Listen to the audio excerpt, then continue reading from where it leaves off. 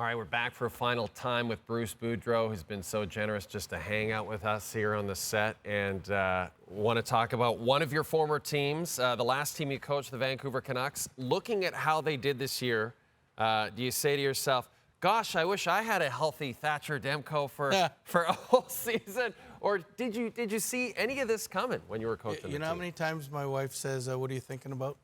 and I sit there, well, Thatcher Demko. Thatcher Demko. Yeah, no, he's a tremendous goalie. And did I see it coming? I saw the potential because I knew how good Quinn Hughes is, how Pedersen, JT Miller, Brock Besser, these guys. And they got stars on their team. And they've went out and they've acquired, I think they made 9 other changes. Yeah. And they're a really good team, and they play with such energy. I still watch them every night. And they've come down to earth a little bit, and this weekend is huge for them. I think they're right now,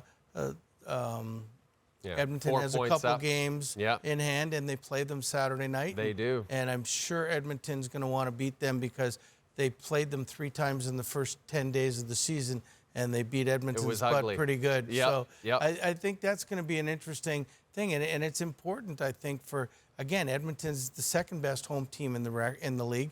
I think they would like it. They wouldn't want to be the second. The 2-3 matchups are always the toughest one, even though in the West, if you're playing Nashville, I don't think they're going to be an easy out. They've played everybody hard. So that's what playoffs are, why they're so great, because nobody knows what's going on. The 8th place team can beat the 1st place team. It's going to be fun. I always say, ever since St. Louis won in 2019, everything threw everything out the window for me. You know, like you can't predict anything anymore. No, and I mean, it wasn't, well, it was 10 years ago when LA just snuck in as the 8th seed. They go in and beat Vancouver, and then boom, boom, boom, and then they win the cup. So let me ask you about, I want to ask you about John Tortorella, one of your former colleagues. He's been in the news a lot lately. You get the feeling that it's frustrating for him, obviously, trying to transition to this new generation of players. Did you find the same type of thing that he talks about, like just coaching players now compared to when you started coaching, very different? I mean, yeah, they're different for sure. Like, I mean, and when I first started playing, we didn't say anything. The coach was God. Right. And now they question everything you do. So it's if I'm saying, hey, listen, I'm going to put you on the 4th line, or you're taking you off the power play, they're going to say, why? Show me. I want to know why you're doing this. Right. And so they question everything. So, I mean, communication is the biggest part, I think, of coaching now. Everybody knows the same stuff, the systems, and everything else, but it's how you can make that player or those players play for you are really important.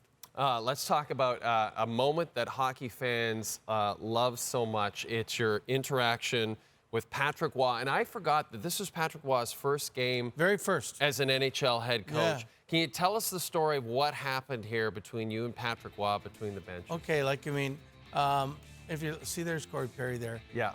Like, I mean, he was, first of all, he's yapping at him, and then he's squirting water at him. And, like, his eyes rolled in the back of his head there, and I went, where's my assistants? Please go away. But, I mean, they were winning 5-0. We scored with 5 seconds to go in the game, 5-1. And he put all his tough guys out there. Right. And I just threw the same guys that we had. Jacob Silverberg, and we had, like, nobody, Camp Fowler, nobody that wanted to fight.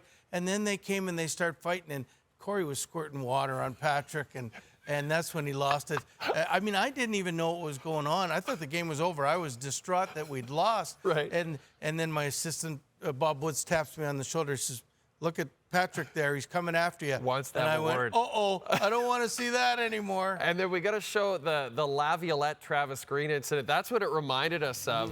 When you're watching this now, like, do you know what's going through these guys' minds at this point? There's a few F-bombs being thrown. I can tell you that right now.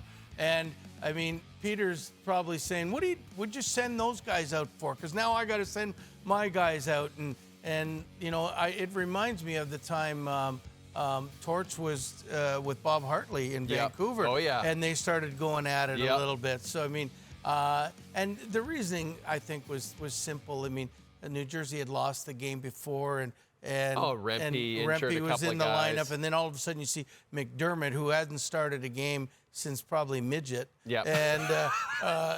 and he's in your starting five, and I'll go, whoa, he's starting. What is he going to try to do? I'm putting Rempe out there. Then you know everything is going to happen. Gets things taken care of really early. Listen, I could sit and talk with you the whole show, but we got to go. Bruce, it was so great having you on the show, my friend. It was really great. And you know, the best thing was I get a chance to see a picture of Bret Hart. That's and right. like that is the best picture. He's my wrestling Can we hero. swing over here and just get a shot of this on our way? We don't see it very much, but there's the hitman himself right there, Calgary, Alberta's own.